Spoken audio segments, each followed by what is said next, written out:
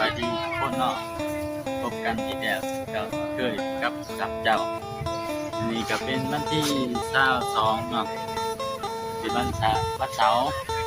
เท่ากับถ้าทุกคนมาเบิ่งบรรยากาศอยู่ตลาดตาเรื่องทอดปากซี่ตอนนี้เราอยู่จุดตามรถเดี๋ยวนี้ที่ตามรถจักร4,000 กีบเนาะตัวดีขายผมแม่ไปเบิ่งบรรยากาศเป็นอะไร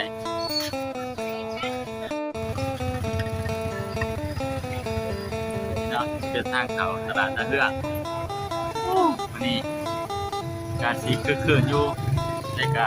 บ่ปานใดเนาะเพราะว่าบ่มีเทศกาลหยังหลายถ้าหากว่าเป็นวันศีลหรือว่าวันฮอดเข้าพรรษาก็เครื่องซื้อของขายก็สิหลายกว่านี้อยู่แต่ว่าณตอนนี้มันก็สิมีอยู่ก็ประมาณอันนี้พักมีซีซอเนาะไปเบิ่งปลาแล้วกันเลยได้ยินมาช่วงนี้ปลาถึงร้ายเนาะราคากะสิโล25โล15เนาะเพราะว่าถึงแห้งอีที่ช่วงนี้โอ้มีแต่ปลาแต่ปลาใหญ่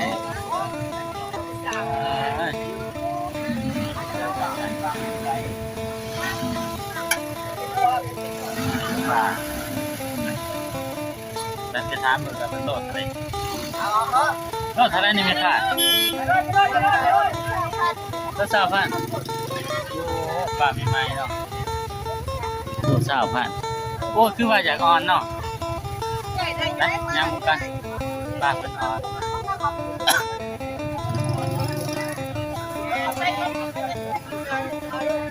เด็กอันนี้ก็มีปลามีไงอะไรเนี่ยขายซื้อเนี่ยเนี่ยว่าบ่โอ้หน่วยใหญ่แท้ยังไม่ใหญ่สลาวนี่เพิ่นมาขายบาทโอ้เอาให้ได้ติจักมัด2มัดผู้ได้คืนให้นี่กีฬากินก่อนแซ่บแล้วนี่เลิกแล้วบ่เห็นให้ร้านก็นำเลยร้านซะบ่ผู้ได้ลูกผู้ได้โอ้โหแล้วว่าร้านมาแต่เพิ่น10,000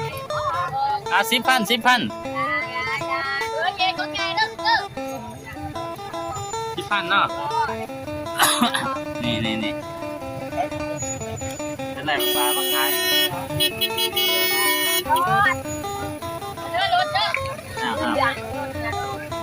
มีไงบ้านให้เองให้เขาเองมากับผู้ใดขี่รถผู้ใดมาโอ้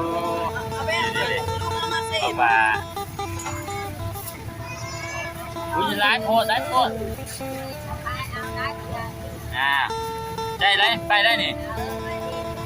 มาถ่ายคลิปเลยนี่เจ้าป้าเพื่อนป้ามันจะเส้นอีกเลยโอ้ยร้ายจ้ะนี่จะป้าจอด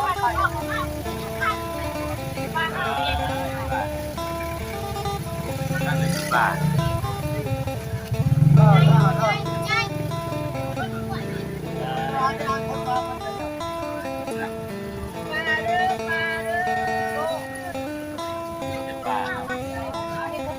ไปเดินข้างในอีกกับนักที่ชอบเสื้อเป็นท่านนี่ก็เป็นต้นน้ำมันทางใหม่ทุเรียนบ้านท่านเองเนี่ยหมักนัดสุดเลย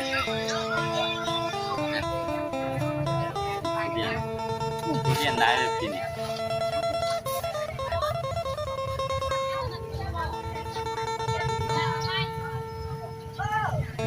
อยากทักที่ชอบได้ที่ปี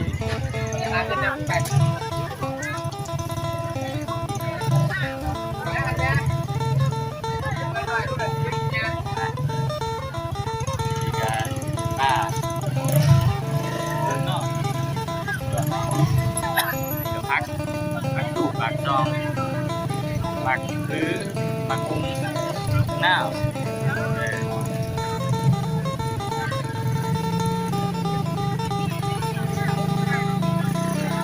นี่ก็จะเป็นโซนนอกเนาะบริเวณ ม่วงเด้อนี่ อ้อมแอมเดี๋ยวจะพาทุกคนไปเบิ่งทางในดื่มซึ่งเป็นตลาดอยู่ในโฮมอันนี้ก็เป็นตลาดกลางแจ้งของชาวบ้านอันนี้มาอิสราเอลมาอย่างมาเงี้ยวะ แล่น ก็แล่น น้องเงี้ยได้ดิ ชมแต่ว่า กินชม ชมก็ดีกินเนาะ ไม่ได้กินแต่ชั่วเอา โอ้ใช่เจียวเนาะ แน่น จะเคยกินทางนี้ มาโอ้ยคักด้วย ชื่อซอยเพิ่นน่ะบ่ ชื่อ เอ้าว่าปั้นเคยชื่อว่าปั้นชื่อ เคยกินแน่น มัดเท่าไหร่ นี่มัดเป็นโลบ่โอ้ โลละ10,000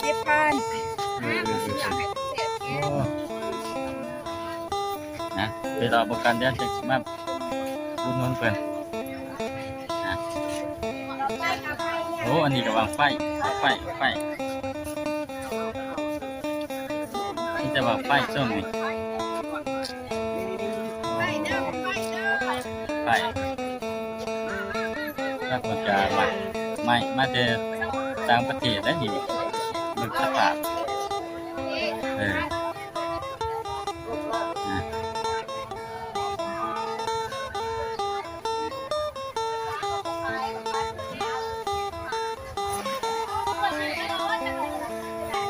แต่เดี๋ยวเขาสิไปซื้อเนี่ยกินบางอย่างเนาะจะตีใหม่ที่มุมอ่ะนี่ต้นนี่เป็นต้นตลาดใน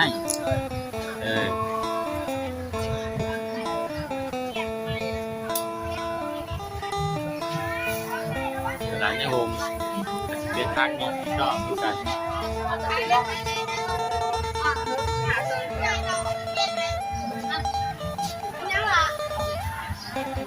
นี่เป็นคนดังเนาะที่เขาเคยไปขายสมเก่าอ่ะโอ้ขายดีน้องนี่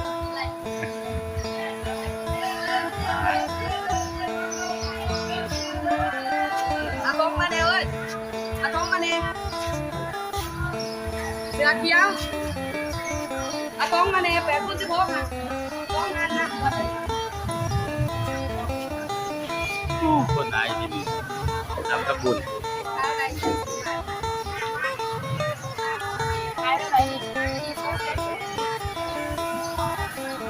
อย่าให้มาเบิ่งคนเด้อนี่เด้อ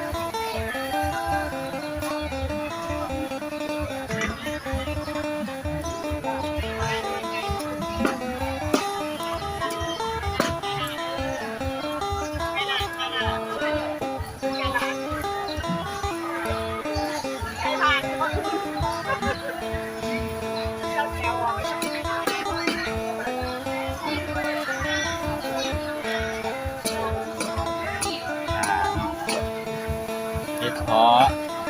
ย่างนี้ก็เป็นเฮ็ดเพาะ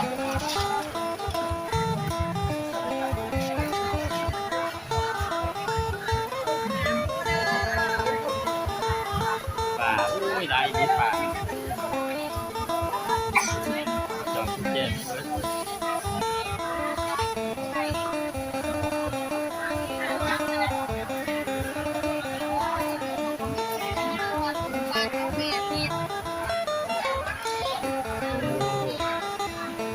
เป็นนางเป็นไก่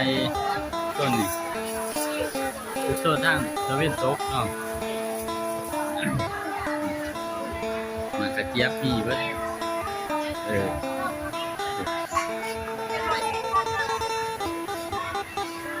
นี่เนาะ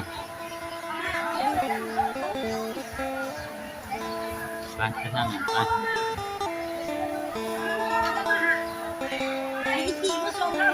มันก็จะเป็นจุดศูนย์กลางให้กันจับจ่ายใส่ซอยเนาะเป็นตลาดใหญ่ห้องนครปากเซ่ภาพไปรอบคือเราเห็นนี่แหละทุกคน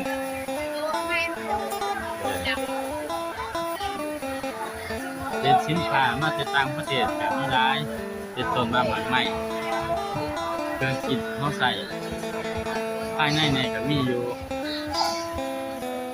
เอาตายว้าเรียบ ทุเรียน ต้องชิวหลัง ทุเรียนหมอนทอง80จ้ะ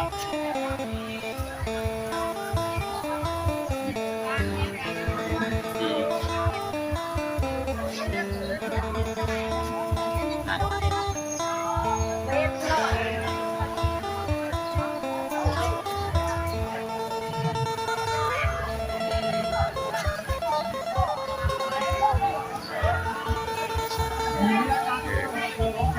นะคู่ได้สิได้สิคู่เป็นทีมคู่ร้ายเนาะยก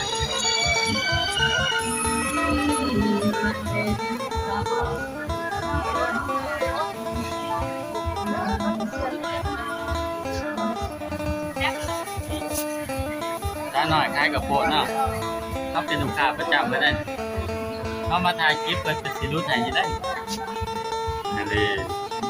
อ้าวเปลี่ยนจุดนั่งหรอบ่แต่ก่อนก็นั่งอย่างจุดใจก็เปลี่ยน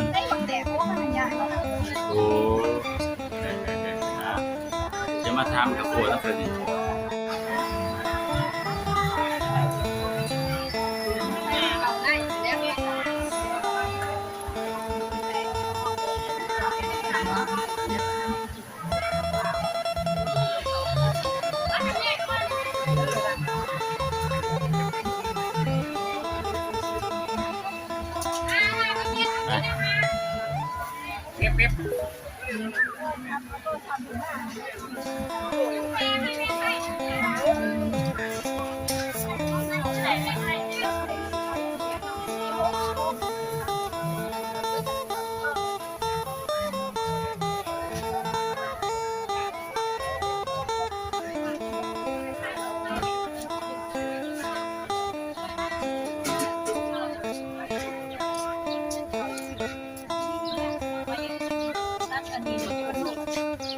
เยอะแยะเฮ็ดให้มา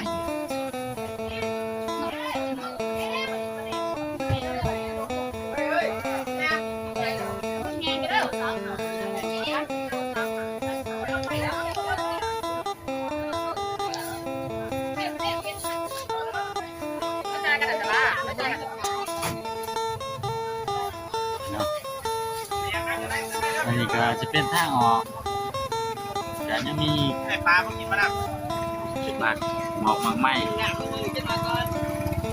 ตามเข้มทาง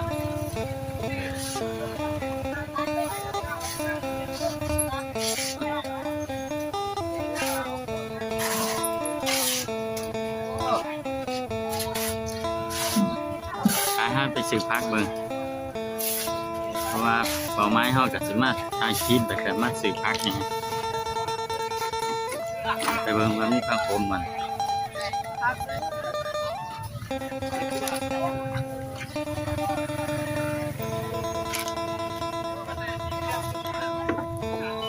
ผมขายจะไรต้องหาอันนี้ได้โลขายเป็นโลกว่าโลด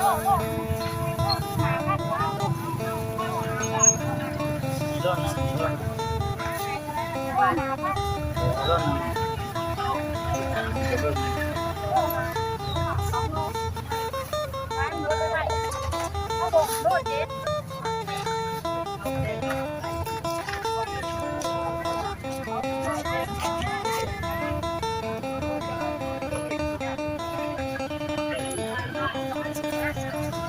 ไอ้แล้วเขาบอก มาหน่อยพระพวงอ่ะเราบอกพระพวงเด้พระพวงอ่ะพวงเดียวบอกได้นะ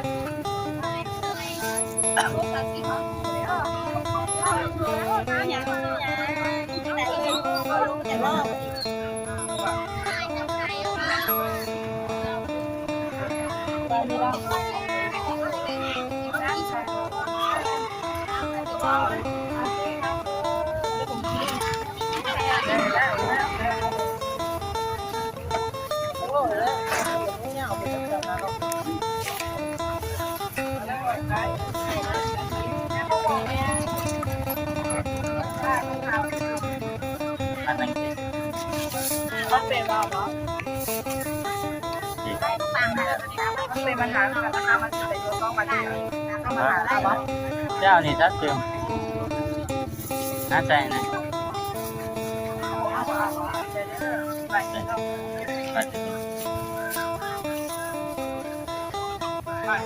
ะ